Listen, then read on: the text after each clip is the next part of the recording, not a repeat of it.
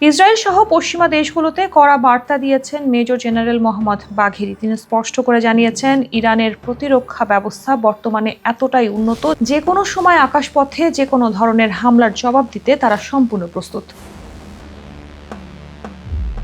তেহরানে এক সামরিক অনুষ্ঠানে বাঘেরি বলেন, যুদ্ধের ময়দানে প্রতিকূল পরিস্থিতিতেও শত্রুর বিমান শনাক্ত ও ধ্বংসে আমাদের সক্ষমতা কয়েক গুণ বেড়েছে। তার ভাষ্য অনুযায়ী উন্নত প্রযুক্তির রাডার ও শনাক্তকরণ সরঞ্জামের সংখ্যা গত বছরের তুলনায় 5 গুণ বৃদ্ধি পেয়েছে। বিমান প্রতিরক্ষা ব্যবস্থা 2 থেকে 3 গুণ বেশি কার্যকর হয়েছে বলেও তিনি জানান।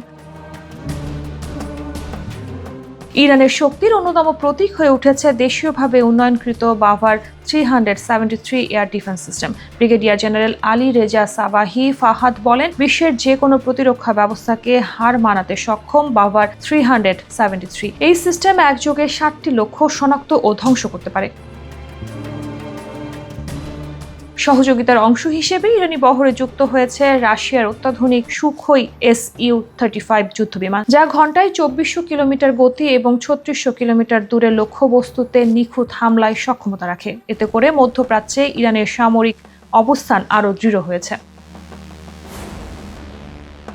ইরানের এমন প্রতিরক্ষা সক্ষমতা বৃদ্ধির বিষয়টি নিয়ে উদ্বিগ্ন ইসরায়েল। নিরাপত্তা চ্যালেঞ্জ মোকাবেলায় দেশটির প্রধানমন্ত্রী নেতানিয়াহু এখনও নতুন কৌশল নির্ধারণে ব্যস্ত সময় পার করছেন। ইরানের সামরিক বাহিনী হুঁশিয়ারি দিয়ে জানিয়েছে, দেশের আকাশসীমা সার্বক্ষণিক নজরদারির আওতায় রয়েছে এবং শত্রুপক্ষ কোনো ধরনের লঙ্ঘন ঘটালে তার পরিণতি হবে ভয়াবহ।